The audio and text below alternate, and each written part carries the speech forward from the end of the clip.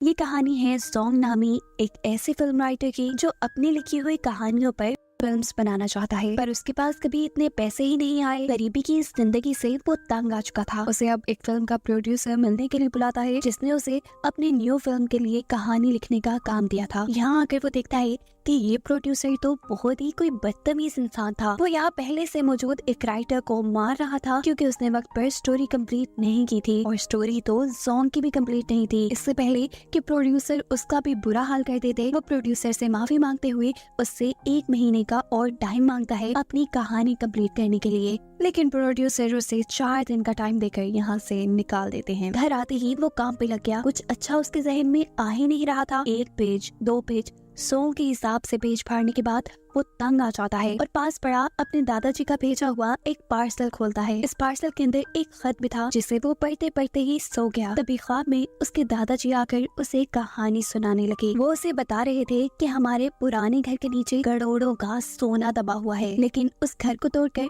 वहाँ अब जेल बना दी गई है। सोना ठीक कुएं के पास दबा था। ये सारी कहानी सुनते ही जोंग को होश आ गया। होश में आते ही जब उसने दादाजी का पार्सल देखा तो उसमें उस घर का नक्शा था जो सच में जेल के नक्शे से मिल रहा था। यानी ख्वाब में जो कुछ उसने देखा, जो कुछ उसके दादा ने बताया, वो झूठ नहीं था। यानी जोंग की तो एक बड़ी लॉटरी लग गई थी। अब तो वो दिनों में अमीर हो जाता। लेकिन मसला ये था कि सोने को हासिल करने के लिए उसे जेल जाना पड़ता। बुरे काम तो कभी उसने किए नहीं थे।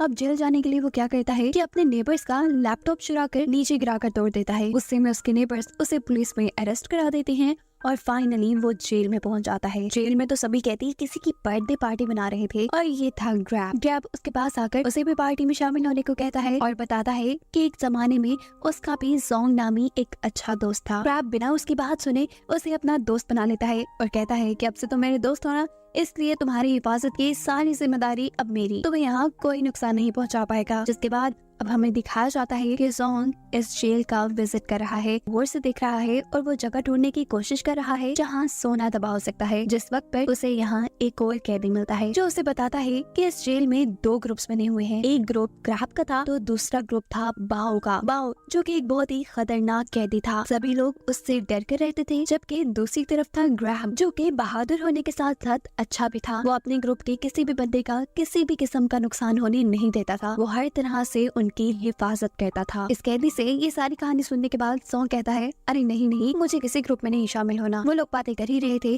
कि अचानक कुछ कैदी उसको पकड़कर बाओ के सामने ले आते हैं। ये असल में बाओ के ग्रुप के लोग थे जो उसे टॉर्चर करते हैं, कभी उसे मारते हैं तो कभी उसका मुंह पानी में डुबाते हैं, और ये सारे काम वो इसलिए कर रहे हैं कि डर कर जोंग बाओ का ग्रुप ज्वाइन कर ले। जोंग के साथ साथ यहाँ आए सभी कैदी टॉर्चर से तंग आकर उनके ग्रुप में शामिल होने का फैसला कर लेते हैं। अब बाओ के ग्रुप का रोल था कि जो भी नया बंदा उनके ग्रुप में एंटर होता उसे बाओ की थूकी हुई चाय पीनी पड़ती थी। सारी कैदियों से डरा धमका कर ये काम करवा लिया जाता है, और जब बाओ की वो गंदी थूक वाली चाय पीने का टाइम आता है तो अचानक कोई उसके हाथ से कप गिरा देता है। ये और कोई नहीं था बल्कि ग्रैब था। वो बाओ से कहता है कि जोंग मेरे ग्रुप का बंदा है, क्योंकि वो मेरे रूम में रहता है, इस लिहाज से तो उसके ऊपर कोई जबरदस्ती नहीं कर सकते। ग्रैब और ग्रैब के लोग जोंग को अब यहाँ से लेकर चले जाते हैं, और जोंग के उसके हाथ से निकल जाने की वजह से बाओ को यहाँ आ जाता है गुस्सा, जिसका मतलब वो अगले दिन उसके खाने में कॉकरोच मिला कर लेता है और जबरदस्ती उसे वो खाना खाने पर मजबूर करता है। जो सारा तमाशा ग्रैब देख चुका था, और इसीलिए इन दोनों ग्रुप्स में लड़ाई शुरू हो जाती है। खैर ये लड़ाई तो खत्म हो ही गई। अगले दिन हमने देखा कि जोंग को जेल की साफ सफाई का काम मिला है। उसने मौके का फायदा उठाया और काम करते हुए उस पुराने कुएं की तलाश में लग गया जिसके आसपास सोना दफन था। उसकी ड्यूटी भी खत्म होने वाली थी। सफाई करते करते वो लाइब्रेरी में पहुंचा, जहां वो भी कुएं का पता चलाने की कोशिश में ही था कि अचानक पीछे से बाओ और बाओ के लोग आ जाते हैं जो उसे पकड़कर मारना शुरू कर चुके थे। मार मार कर वो उसका बुरा हाल कर देते हैं, और अगले सीन में दिखाया जाता है कि ग्रैब यानी जोंग का दोस्त जोंग के लिए काफी परेशान है, क्योंकि वो ड्यूटी खत्म होने के बाद भी अपने सेल में वापस नहीं आया। उसे यकीन था कि इस सब के पीछे जरूर बाओ का ही हाथ होगा। वो बाओ के पास जाकर उससे जोंग का पूछता है। जवाब में बाओ कहता है, अरे रे तुम्हारा दोस्त नहीं मिल रहा। मैं बता तो सकता हूँ कि वो कहाँ है, पर तुम्हें मेरी एक शर्त माननी पड़ेगी, तुम्हें मेरी थूकी हुई चाय पीनी पड़ेगी। ग्रैब जिसे जोंग की बहुत ज्यादा फिक्र थी, ना चाहते हुए उसे बाओ की बात माननी पड़ती है। जिसके बाद बाओ के लोग उसे बताते हैं कि जोंग कचरे के डब्बे में है। बिना वक्त जाया किए क्रैब और उसके सभी साथी जैसे ही कचरे के बॉक्स के पास जाते हैं तो जोंग उन्हें अंदर बंद मिलता है। उसके मुंह को एक प्लास्टिक क्रैब से बंद किया गया था, जिसकी वजह से वो कुछ ही देर में मर जाता। पर शुक्र है कि यहाँ क्रैब आ गया। क्रैब अपने दोस्त के साथ होने वाली ज्यादती और अपनी बेइज्जती का बदला अब बाओ से लेने का फैसला कर लेता है और इस बात के लिए अब जोंग भी तैयार है। इसलिए नहीं कि बाओ ने उसे मारा तो उसने कोई बाओ के साथ दुश्मनी बना ली, बल्कि उसका तो सारा फोकस अपने मिशन पे यानी सोने को हासिल करने पे है। वो सोच रहा था कि अगर इन दोनों ग्रुप्स की लड़ाई हुई तो उसे अच्छा खासा वक्त मिल जाएगा यहाँ जेल के अंदर सोने की जगह ढूंढने का। अगले सीन में दोनों ग्रुप्स की लड़ाई हो जाती है। सभी आपस में लड़ रहे थे। गार्ड्स इनको बचाने की कोशिश में लग जाते और मौका पाते ही सिक्योरिटी गार्ड से जोंग स्टोर की चाबी चुराते हुए स्टोर की तरफ बढ़ता है। पर इससे पहले कि वो स्टोर को खोल पाता, पीछे से बाओ और उसके आदमी आकर उसकी खूब फैटी लगाते हैं। लड़ाई करने की वजह से अब क्रैब, जोंग और बाओ को सबसे अलग-अलग जेल में बंद कर दिया गया था, जहाँ रहते हुए जोंग अपना मकसद पूरा नहीं कर सकता था। उससे में यहाँ पर जोंग क्रैब से कहता है कि यार बस करो, मुझे तुम्हारी मदद की जरूरत नहीं, तुम मेरे लिए नहीं लड़ा करो, मैं अपनी हिफाजत खुद कर सकता हूँ। जब से तुम मेरी जिंदगी में आए हो मेरी जिंदगी मुश्किल हो गई है। ये सारी बातें क्रैब को उदास कर गई थी। वो तो जोंग को अपना दोस्त मानता था। वो जोंग को अब अपनी कहानी सुनाता है कि क्यों वो जोंग की हमेशा इतनी केयर करता है। उसका जो पुराना जोंग नामी दोस्त था, उसने क्रैब को गैंगस्टर्स से बचाने के लिए अपनी जान दे दी थी। क्रैब को जोंग के अंदर उसका पुराना दोस्त नजर आता था। वो बताता है कि उसके मरने के बाद मैंने उस दिन से कसम खा ली कि जैसे मेरे दोस्त ने मेरी जान बचाई है, ऐसे ही हमेशा मैं अपने साथियों का ख्याल रखूंगा।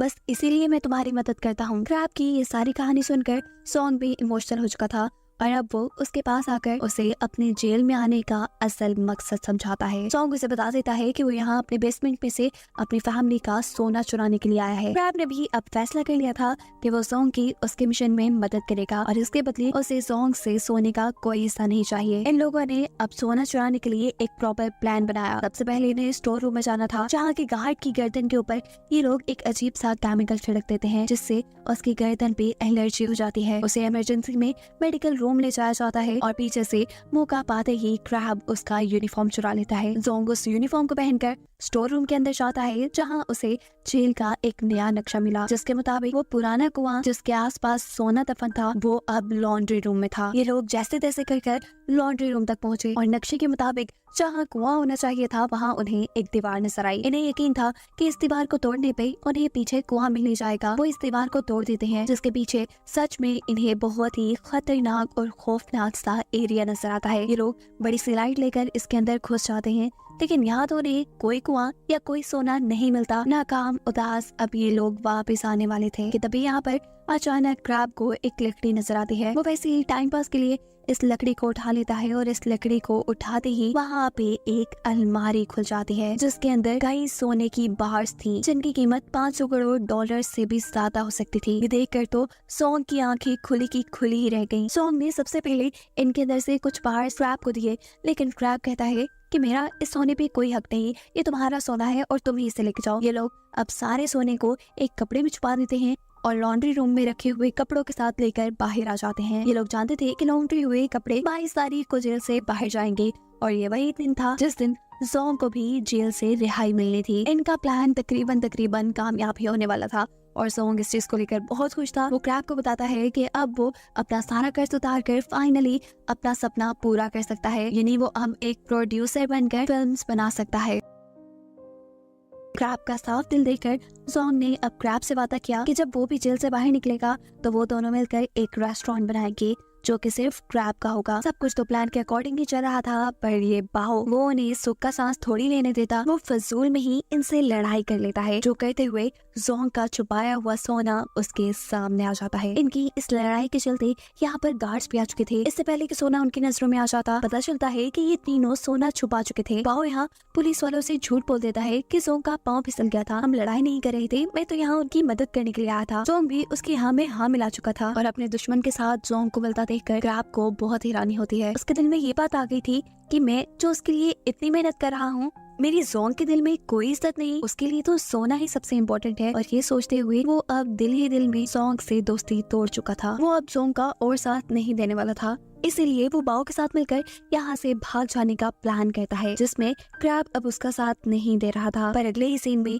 जब क्रैब को मालूम होता है कि उसकी बेटी बहुत ज्यादा बीमार है, इतनी कि उसे सर्जरी करनी पड़ेगी, इसलिए वो ना चाहते हुए भी अब जोंग का साथ चाहता था। उसे जोंग का सोना नहीं चाहिए था, वो बस जोंग के साथ उनके प्लान में मिलकर यहाँ जेल से भागकर अपनी बेटी के पास जाना चाहता था। फिर उन्होंने आज से 2 हफ्ते बाद जेल में होने वाली एक पार्टी में सबको चकमा देकर जेल की एक पुरानी सुरंग से यहाँ से बाहर निकलने का प्लान बनाया। प्लान तो अच्छा था, लेकिन एक नई प्रॉब्लम थी। जोंग जो कि 22 तारीख को छूटने वाला था, वो कैसे अपना सोना लेकर यहाँ से बाहर जाता। उसे सोने को अपने साथ ले जाने के लिए बाओ के साथ प्लान के अकॉर्डिंग चलना था। अब अपने प्लान के मुताबिक चलने के लिए जोंग और बाओ दोनों मिलकर लड़ाई करते हैं। लड़ाई के चलते जोंग को कुछ और दिन की सजा हो जाती है और ये लोग अपने प्लान के ऊपर काम करना शुरू कर देते हैं। पार्टी के दिन भी करीब आ गए थे। इन्होंने क्लोरीन गैस से गुब्बारे फुलाए, जिसके अंदर ये लोग आग लगाकर सब लोगों को डाइवर्ट कर सकते थे। जिस वक्त यहाँ पर इंस्पेक्टर अपनी स्पीच कर रहे थे, तभी जोंग और बाओ ने सभी गुब्बारों में किसी बम की तरह आग लगा दी। मौके का फायदा उठाते हुए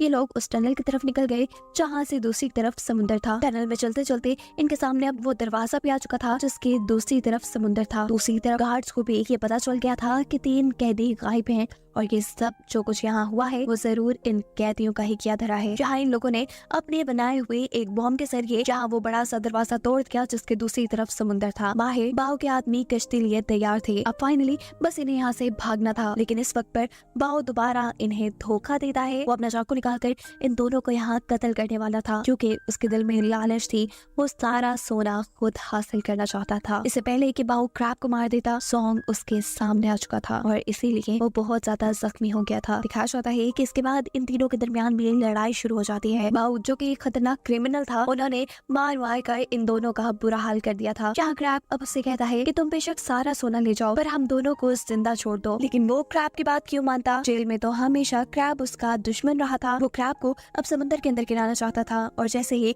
वो क्रैब को गिराता है, पर वक्त रहते ही क्रैब एक रस्सी को पकड़ लेता है, जिसका दूसरा सिरा जोंग के हाथ में था। यानी इस वक्त क्रैब की जान जोंग के हाथ में थी। यहाँ जोंग को वो सारे लम्हे याद आते हैं जब जब क्रैब ने उसकी मदद की थी, एक सच्चे दोस्त की तरह उसका साथ दिया था, और अब वो क्रैब का साथ नहीं छोड़ने वाला था। क्रैब के ठीक सामने बाओ भी खड़ा था, अपने एक हाथ से रस्सी को पकड़े हुए।